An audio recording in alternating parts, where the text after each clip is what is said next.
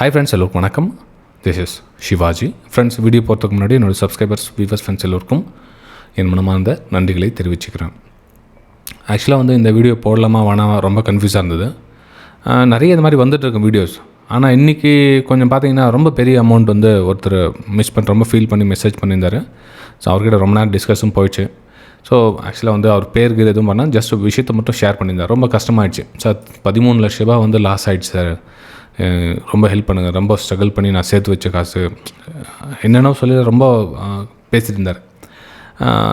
Almost இந்த மாதிரி வீடியோஸ்லாம் லாஸ்ட் வருஷம் அதுக்கு முன்னாடி வருஷம் நிறைய போட்டுட்டு இருந்தேன். அப்போது இந்த கமெண்ட் பண்ணுறவங்க என்ன பண்ணுவாங்கன்னா, சும்மா எப்போ பார்த்தாலும் நெகட்டிவாகவே பேசிகிட்டு இருக்காதிங்க சார், கொஞ்சம் பாசிட்டிவாக பேசுங்க, இவ்வளோ சம்பாதிச்சாங்க அவ்வளோ சம்பாதிச்சாங்க, சம்பாதனை பற்றி பேசுங்க சார், சும்மா லாஸ் பண்ணி அவர் நெகட்டிவ் மாதிரி தெரியுது அப்படின்னாங்க. சரி, நான் யோசனை பண்ணேன், சரி நம்ம அவங்களுக்கும் கொஞ்சம் ரெஸ்பெக்ட் கொடுப்பாங்க. ஏன்னா ஒரு சில விஷயங்கள் கேட்க பிடிக்கல அப்படின்றப்போ நம்ம என்ன பண்ண தெரியல. அதுக்கப்புறமா வர ஜென்ரேஷன் புரிஞ்சுக்கிட்டாங்க. ஏன்னா லாஸ் பற்றி பேசுகிறதுக்கும் லாஸை பற்றி நம்ம தெளிவுபடுறதுக்கு நிறைய டிஃப்ரென்ஸ் இருக்குது. இப்போ லாஸ் அப்படின்னு லாஸை பற்றி தெரிஞ்சிட்டா தான் நீங்கள் அடுத்த லெவல் போக முடியும். லாஸை பற்றியே தெரியாமல் நீங்கள் அடுத்த லெவல் போகிறது ரொம்ப கஷ்டமாக இருக்கு இல்லையா? ஸோ லாஸை பற்றி தெரிஞ்சுக்கிட்டு பெட்டர் தானே அப்படின்னு எனக்கு தோணுச்சு. ஸோ அதனால் திரும்ப அந்த லாஸை பற்றி போடலாம் அப்படின்னு. ஓகே, சரி, இப்போ லாஸை பற்றி ஒரு விழிப்புணர்வு கொண்டு வந்தால் பெட்டராக இருக்குமே அப்படின்னு ஏன்னா லாஸ் அப்படின்றது ரொம்ப கஷ்டமான விஷயம் கிடையாது. ஆனால் லாஸ்ன்றது தெரிஞ்சுக்கணும். ஆனால் லாஸ் பிடிக்காது நிறைய பேர். லாஸ் பிடிக்காதனால லாஸை பற்றி தெரிஞ்சுக்கிறதுக்கு நிறைய பேர் ஒரு விருப்பப்படுறதில்ல. ஆனால் அதே ஒரு லாபம் வந்துச்சு, அந்த லாபத்தை பற்றி அதிகமாக பேசிட்டோம் அப்படின்னா அந்த லாபம் எப்படி வருது, எவ்வளோ சம்பாதிக்கலாம், எவ்வளோ வருது, எவ்வளோ கிடைக்கும், இது மாதிரி இதை பற்றி தெரிஞ்சுக்க நிறைய பேர் ஆர்வப்படுறாங்க. ஆனால் அந்த லாஸ் எப்படி நடக்குது அப்படின்னு தெரிஞ்சுக்கிட்டு இதில் நீங்கள் மாஸ்டர் ஆகிட்டிங்க அப்படின்னா இது தன்னால் கிடைக்கும். இப்போது நீங்கள் என்ன பண்ணுறீங்கன்னா இதை பற்றியே தெரிஞ்சிக்க முயற்சி பண்ணீங்க, ப்ராஃபிட் எப்படி பண்ணலாம், ப்ராஃபிட் எப்படி பண்ணலான்னு சொல்லி அந்த லாபத்தை நோக்கி பயணிக்கிறீங்க. ஆனால் இந்த மாதிரி ஒரு செகல் வர சொல்ல நம்ம லாஸ் ஆகலை. லாஸ் நடந்தால் என்ன பண்ணணும் அப்படின்னு பிளான் பண்ணிட்டால் பிரச்சனையே இல்லை ஃப்ரெண்ட்ஸ். ஓகே, ஒரு சின்ன ஒரு எக்ஸாம்பிள் பாருங்கள். இன்றைக்கி நடந்த விஷயங்கள் பார்த்திங்க அப்படின்னா, இன்றைக்கி மார்க்கெட் ஓகே மார்க்கெட் இன்றைக்கி அந்த 13 லட்ச ரூபா லாஸ் பண்ணதோடைய விஷயம் பாருங்கள். அவருடைய தாட்ஸ் என்னவாக இருந்தது அப்படின்னா, இப்போ மார்க்கெட் ஒரு குறிப்பிட்ட ஸ்டேஜுக்கு கீழே வராது. இப்போ 25,500 ஒரு ரவுண்ட் நம்பர் இருக்குது. மார்க்கெட் இந்த இடத்துல சப்போர்ட் எடுக்கும், எல்லாரையும் கீழே வர மாதிரி வர வச்சுட்டு அப்புறம் எல்லோரும் மேலே போயிடும். அவரோட திங்கிங். ஸோ அவரோட திங்கிங் என்ன, கீழே வர மாதிரி வர வச்சுட்டு மேலே போயிடும் அப்படின்னு. ஆக்சுவலாக பார்த்தீங்கன்னா நம்ம காலையில் நம்ம ஃப்ரீ எஜுகேஷன் குரூப் இருக்குங்க, எல்லாருக்கும் தெரிஞ்சிருக்கும். தெரியாதவங்க தெரிஞ்சுங்க, இது ஃபஸ்ட் டைம் பார்க்குறவங்களுக்கு தெரியாது.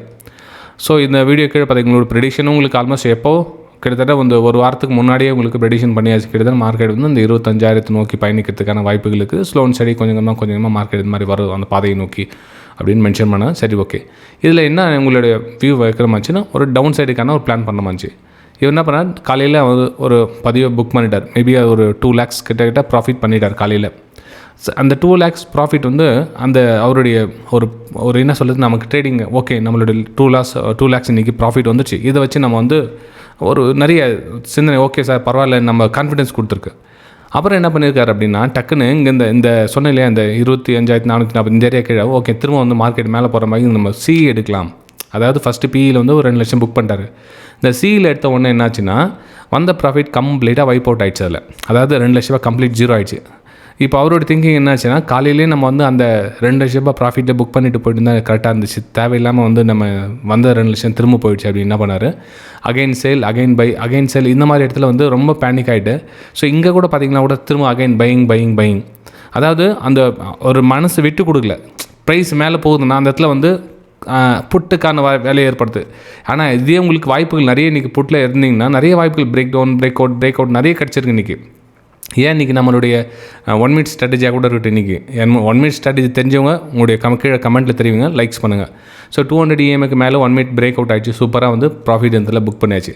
எல்லாருக்கும் என்னென்னா அந்த ஸ்டாப் பண்ண ஒரு மைண்டு வரமாட்டேது. ஒரு ட்ரேடிங்கில் இறங்கிட்டாங்க அப்படின்னா நிறுத்தணும், லாஸ் அல்லது ப்ராஃபிட் நிறுத்தணும், ஸ்டாப் பண்ணுங்கள், ட்ரேடிங் ஸ்டாப் பண்ணுங்கள். சார்ட் போயிட்டே இருக்கும். 3:30 மணி வரலாம் சார்ட் ரன் ஆகிட்டு போகுது. ஸோ 3:30 மணி வரலாமா சார்ட்டை பார்த்துட்டு போகிறீங்க நீங்கள். நான் சொல்கிறது புரியுதுங்களா? உங்களுடைய கெப்பாசிட்டி எவ்வளோ, மைலேஜ் எவ்வளோ. இப்போ நீங்கள் 1 லிட்டர் பெட்ரோல் போடுறீங்க, அது 1 லிட்டர் பெட்ரோலுக்கு ஏற்ற மைலேஜ் தான் வண்டி வரும். பெட்ரோல் காலியானதுக்கப்புறம் தள்ளின்னு போவேன்னு சொல்லுவீங்களா? எவ்வளோ தூரம் நம்மளால் எவ்வளோ கெப்பாசிட்டிக்கு தான் அவ்வளோதான் போட முடியும். நீங்கள் ஒரு 500 ரூபாய் பெட்ரோல் போட்டிங்க, 500 ரூபாயில் ஒரு தூரம் தான் நீங்கள் கடக்க முடியும். ஸோ உங்கள் கேபிட்டல் எவ்வளோ ஆச்சு, உங்கள் கேபிட்டல் ரிஸ்க் எவ்வளோ, ரிஸ்க்கு நீங்கள் முடிஞ்சிச்சுன்னா அங்கேருந்து வெளியே வர வேண்டியது தானே. ஒன்று உங்களுடைய ஒரு 2 லட்ச ரூபா ப்ராஃபிட் புக் பண்ணி ரைட் ஓகே, அதுக்கேற்ற எவ்வளோ ரிஸ்க் வச்சுருந்தீங்க, 20,000 25,000 எவ்வளோ ரிஸ்க் வச்சுருந்தீங்க.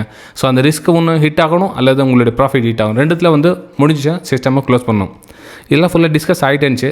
சரி, அவருக்கு நான் கொடுத்த விஷயத்த உங்களுக்கு நான் தெரிவிக்க விரும்புகிறேன்.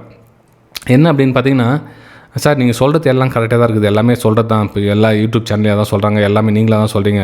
இங்கே என்ன நடக்குது அப்படின்னு பார்த்தீங்கன்னா, இப்போது மார்க்கெட் வந்து நடக்கிறதுக்கு முன்னாடி ஸ்டேஜ் வரலும் வந்து நான் தெளிவாக இருக்கிறேன். அதாவது அந்த 9:15 மணி வரலும் நான் இதை பண்ணலாம், அதை பண்ணலாம், இது பண்ண போகிறேன், அதை பண்ண போகிறேன், எல்லாம் தெளிவாக கரெக்டாக பண்ணுறேன்.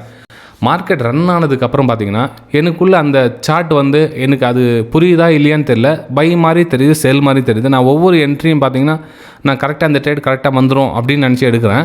ஆனால் எனக்கு ஆப்போசிட்டாக போகுது. சரி கீழே போகுதுன்னு சொல்லிட்டு எடுக்கிறேன், மேலே போயிடுது, மேலே போகுதுன்னு எடுக்க கீழே போயிடுது. இதுதான் வந்து டெய்லி என்னுடைய இத்தனை வருஷங்கள் பார்த்தீங்கன்னா இப்படி தான் சார் போயிட்டு இருக்குது. கிட்டத்தட்ட வந்து 3.5 வருஷமாக நான் 4 வருஷமாக ட்ரேட் பண்ணிகிட்டு இருக்கேன். என்னுடைய கேபிட்டலே பார்த்தீங்கன்னா கிட்டத்தட்ட ரொம்ப பெரிய நஷ்டமாயிடுச்சு சார், எனக்கு என்ன ஹெல்ப் பண்ணுங்க அப்படின்னு கேட்குறாரு.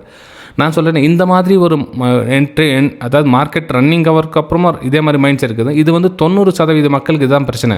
ஸோ இந்த விஷயம் வந்து பெரிய ஆளுங்களுக்கு தெரியாமல் இருக்குமா, எல்லாருக்கும் தெரியும். ஸோ மனித இயல்பு இருந்ததுன்னா இந்த மாதிரி அவன் சைக்காலஜிக்கல் பிரச்சனை அனுபவிக்கலாம். ஸோ அவன் வந்து இந்த மாதிரி பிரச்சனை பண்ணுவான். இதுதான் வந்து மார்க்கெட்டுக்கு லாபம் அப்படின்னு தான் வந்து பெரிய பெரிய இன்ஸ்டியூட்லேருந்து கவர்மெண்ட்லேருந்து எல்லாருக்குமே இந்த விஷயம் தெரியும். இப்போது ஆல்கோஹால் அடிக்டெக்கு தெரியும். இப்போது டேஞ்சர்ஸ் டு ஹெல்த்னு போடுறாங்க, ஏன் விற்கிறாங்க, ஏன் சேல் பண்ணுறாங்க, அதனால வந்து கவர்மெண்ட்டுக்கு ஆதாயம் வருது, வருமானம் வருது. ஸோ இதை கலெக்ட் பண்ணி அவங்க போயிச்சுக்கிறாங்க. இப்போ அதே மாதிரி புரோக்கர்ஸ் இருக்காங்க, சப் புரோக்கர்ஸ் இருக்காங்க, எவ்வளோ பேர் வந்து ஒரு இது நம்பி இருக்காங்க. அப்போ அவங்க வந்து அதை ஸ்டாப் பண்ண முடியாது. அப்போ நாம் தான் கொஞ்சம் தெளிவாகிடணும், நம்மளால் முடியுமா இல்லையான்னு ஃபஸ்ட்டு பார்க்கணும். இப்போது ஆஃப்டர் மார்க்கெட் நம்ம வந்து மூலையில் குழம்பிடுறேன் அப்படின்றவங்க என்ன பண்ணணும், ஓகே நம்ம அதை ட்ரிகர் பண்ணணும், நம்ம ஒரு ட்ரேடாக நம்ம சிஸ்டத்தை க்ளோஸ் பண்ணணும். அதுக்கு என்ன பண்ணணும், அப்போது அதுக்கப்புறம் பிஸி ஷெட்யூலில் வச்சுக்கோங்க. நீங்கள் 10 மணிக்கு மேலே ஒரு முக்கியமான வேலைக்கு அங்கேருந்து எழுந்துச்சு போயிடணும், சிஸ்டத்தை விட்டு வெளியே போயிடணும் அப்படின்ற மாதிரி செட்டப்பை நீங்கள் பிளான் பண்ணிங்க. நீங்கள் அந்த 10 மணிக்கு மேலேயும் சிஸ்டத்தை சார்ட்டு பார்த்துக்கிட்டே இருக்கிறேன் அப்படின்னா கொஞ்சம் கஷ்டம் தான், டஃப் தான். ஏன்னா மார்க்கெட்டு முடிஞ்சதுக்கப்புறம் தெளிவாயிடுறா அப்படின்னு சொல்கிறாங்க. மார்க்கெட்டு 3:15 மணி முடிஞ்சிச்சு சார், அப்புறம் வந்து நான் பண்ண தப்பு என்னென்ன பண்ணணும், நாளைக்கு என்ன பண்ணணும், எல்லாத்தையும் கரெக்டாக பண்ணுறேன் சார் மார்க்கெட்டுக்கு அப்புறமா. ஆனால் மார்க்கெட்டுக்கு முன்னாடியும் கரெக்டாக பண்ணுறேன், இதை பண்ணணும் அதை பண்ணணும்னு சொல்லலாம். ஆனால் மார்க்கெட் ஹவர்ஸில் என்னால் கண்ட்ரோல் பண்ண முடியல சார், நான் வந்து இப்படி ஆகிடுது அப்படி ஆகிடுன்னு சொல்லியிருந்தார். ஸோ உங்களுக்கு அதான் சொல்கிறேன், அந்த ஒரு ட்ரிகர் பண்ணி வெளியே வரணும், அந்த சிஸ்டத்தை விட்டு வெளியே வரணும் அப்படின்னா மைண்டு ப்ரோக்ராம் பண்ணுங்கள். நான் வெளியே போய்ட்டு ப்ரோக்ராம் அந்த ஒரு ஸ்டார்டிங்கில் ஒரு 20 days 1 month கஷ்டமாக தான் இருக்கும். அந்த ஒரு ட்ரேடை சிஸ்டம் பண்ணி க்ளோஸ் பண்ணி வெளியே வரது கொஞ்சம் கஷ்டமாக தான் இருக்கும், உங்கள் கையை மீறி போகிற மாதிரி தெரியும். ஆனால் அந்த ஃபீல் கொண்டு வாங்க. நான் வந்து இல்லை நான் இங்கே தான் இருக்கிறேன், நான் என்னை யாரும் கண்ட்ரோல் நான் தான் என்னை கண்ட்ரோல் பண்ண கரெக்டாக இருக்கணும் அப்படின்னு, என்ன மார்க்கெட் வழி நடத்த முடியாது, நான் தான் மார்க்கெட் வழி நடத்தணும் அப்படி உங்களுக்குள்ளே சொல்லி பழங்க. அந்த ஒரு குறிப்பிட்ட ஸ்டேஜுக்கு அப்புறம் நீங்கள் உணர்வீங்க, நீங்கள் மார்க்கெட்டில் நான் இருக்கிறேன் நான். ஏன்னா நிறைய பேருக்கு மார்க்கெட் டைம்ஸில் அவங்கள மறந்துடுவாங்க, அவங்க ட்ரேட் பண்ணுறதே மறந்துடுவாங்க, ஏதோ பண்ணிகிட்டு இருப்பாங்க, அவங்களுக்கு மீறி கையை போயிட்டே இருக்கும், பட்டன் ப்ரெஸ் பண்ணிக்கிட்டே இருப்பாங்க, பை சேல் இருப்பாங்க. அதுலேருந்து வெளியே வரணும்னா நீங்கள் முழிச்சிக்கங்க, அந்த ட்ரேடிங்கில் நான் இருக்கிறேன், நான் இது தான் பண்ண போகிறேன், இன்றைக்கி என்ன தான் நீங்கள் கோடி பணம் கொடுத்தாலும் சரி எனக்கு வேணாம் அந்த ட்ரேடு அப்படின்ற மைண்ட் செட் உறுதியாக கொண்டு வாங்க. நீங்கள் சும்மா இந்த வீடியோ பார்க்குறேன் பேரளவுக்கு கொண்டு வந்துட்டு நான் நாளிலேருந்து மீண்டுடுவேன் அப்படின்லாம் அந்த வேலைக்கு ஆகாது ஃப்ரெண்ட்ஸ். சும்மா அந்த பேச்சுக்கு வேணால் சொல்லலாம், ரியாலிட்டி வந்து ஒத்து வராது, ரைட்டுங்களா? சரி ஃப்ரெண்ட்ஸ், ஜஸ்ட் இந்த விஷயத்தை ஷேர் பண்ணலாம் தான். அந்த விஷயத்தை அவர்கிட்ட நான் இன்னும் கிளியராக டெப்த்தாக சொன்னேன், சில விஷயங்கள் இன்னும் கொஞ்சம் எக்ஸ்ட்ரா ஃபோர்ஸ் பண்ணி சொன்னேன். உங்களுக்கு அதே சொல்கிறேன், இந்த ட்ரேடிங் மைண்ட் ஆப்போசிட்டாக உங்களுடைய ப்ரைஸ் போனாவோ, ஃபார் எக்ஸாம்பிள் நீங்கள் வந்து ஒரு ஷார்ட் சைடில் இருக்கீங்க, ப்ரைஸ் போகுது, திரும்ப வந்து கொஞ்சம் கரெக்ஷனுக்காக மேலே போகுதுன்னு வச்சிங்களேன், இந்த பையில் வர ப்ராஃபிட்டை நீங்கள் வந்து ஆசைப்படுறீங்க. அதாவது நீங்கள் இங்கேருந்து என்ட்ரி எடுத்தீங்க, அந்த ப்ராஃபிட் புக் பண்ணிங்க, திரும்ப இங்கேருந்து பை என்ட்ரி எடுக்குது, திரும்ப ப்ராஃபிட் புக் பண்ண நினைக்கிறேன். சம்டைம்ஸ் இந்த மார்க்கெட் ஃபுல்லாக ரிகவர் ஆகிட்டு மேலே ரிகவர் ஆகிடும். சம்டைம்ஸ் பார்த்திங்க அப்படின்னா மார்க்கெட் கீழே வந்துகிட்டே இருக்கும், புல் பேக்கரும் கீழே வரும், புல் பேக்கரும் கீழே வரும், டக்குன்னு என்ன பண்ணும் ஃபுல்லாக மேலே டாப்பில் தூக்கி போய் கூட்டுருவாங்க. இப்போ நீங்கள் என்ன நினச்சிங்கன்னா இல்லை இங்கே கீழே வரும், இங்கே கீழே வரும், உங்களை மைண்ட் எல்லாம் இங்கே சேல் இருக்கும். ஆனால் மார்க்கெட்டை உங்களால் புரிஞ்சிக்க முடியாது. ஓகே, ஸோ மார்க்கெட்டுக்கிட்ட ஃப்ளெக்சிபிளாக கொஞ்சம் புரிஞ்சு அந்த இடத்துல என்ன நம்மளோட ரிஸ்க் நம்மளால் முடிஞ்சதுன்னா, நீங்கள் பை எடுக்கிறீங்களா ஸ்டாப் லாஸ் பண்ணுங்கள், சேல் எடுக்கிறீங்களா ஸ்டாப் லாஸ் பண்ணுங்கள்.